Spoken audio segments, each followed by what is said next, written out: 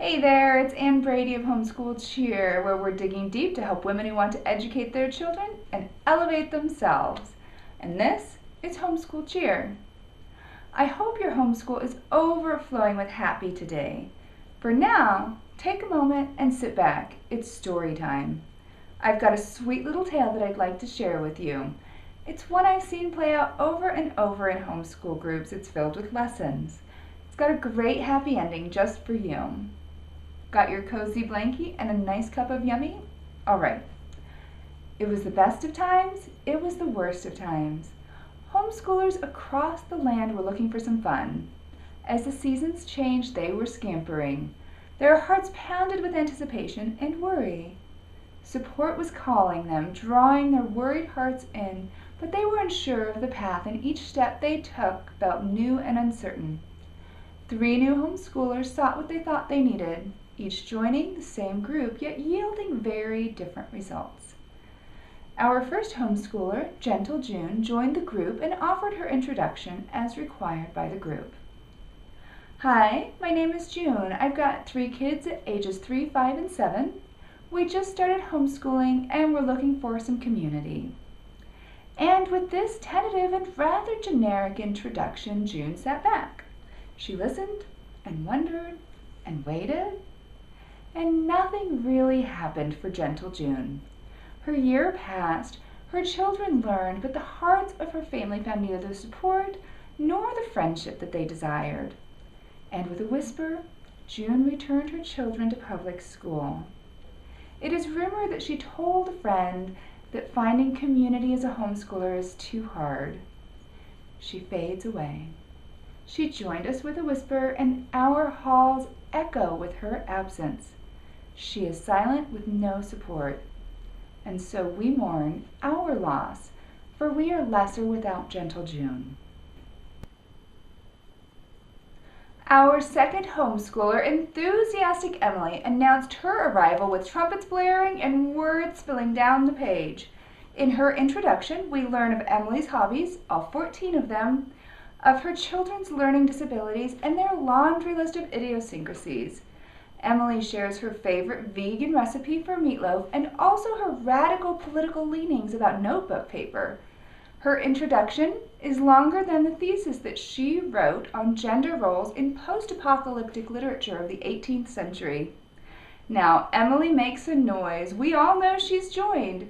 We're honestly intrigued, overwhelmed, and possibly frightened. We know more about her than we know about our best friend, whom we've known for 15 years, all from one introductory email. But she sends out 10 more that day. Now, Emily's journey goes one of 2 ways. I've seen it play out over and over again. Either she never attends anything because she's so busy with all of her other 14 hobbies, in which case we wish her well and hope she's happy and finding the community and support that she needs elsewhere.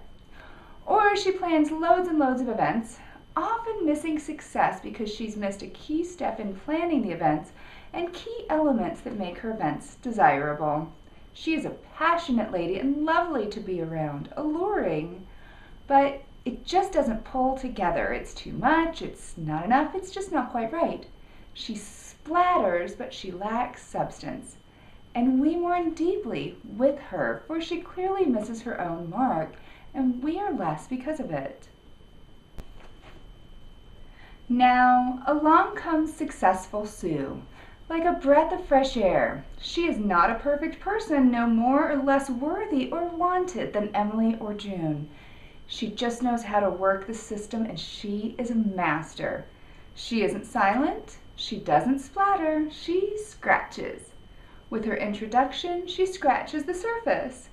We find out about her journey to homeschooling, a challenge or a triumph, her favorite hobby, and did I mention that she's willing to teach it?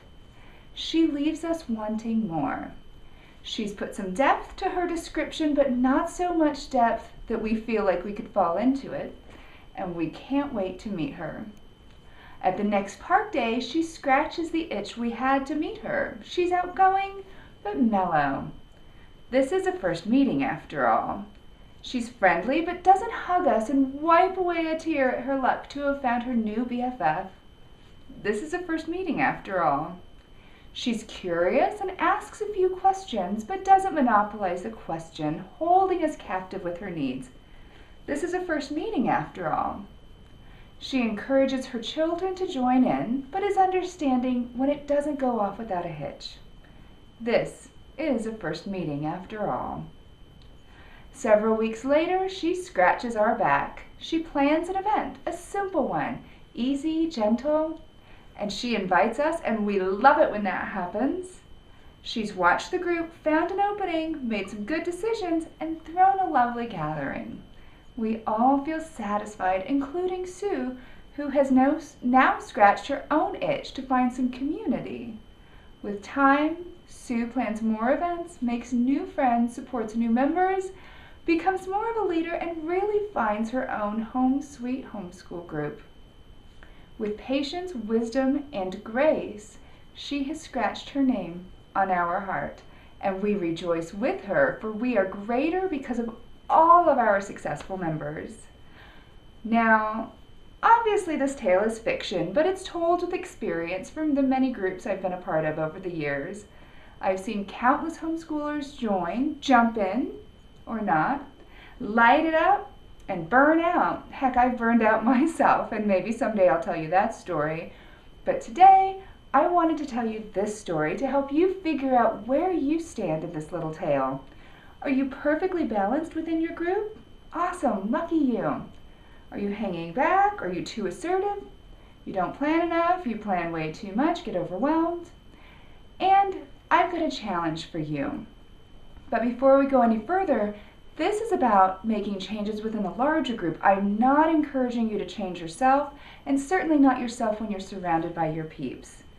Today, my challenge for you is find one thing you do or don't do within your group that swings you to an extreme. Too much, too little, too loud, too quiet. And then find one thing you can do this week to counteract that, to bring you back to a balanced place within this larger community. Again, yell and scream with your girls, goodness knows I do. Or knit quietly with your peaceful buddies. I'm not a knitter, but I do like to untangle giant jumples of yarn, so give me that job. But we're talking within the bigger homeschool community. Let's find you a place where you're active enough, known enough, and easy enough to love. Big groups are the resource, but they are not your nest.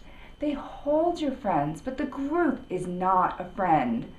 By finding yourself smack in the middle with some lovely mellow flags flying around you with your truth, you allow your peeps to find you.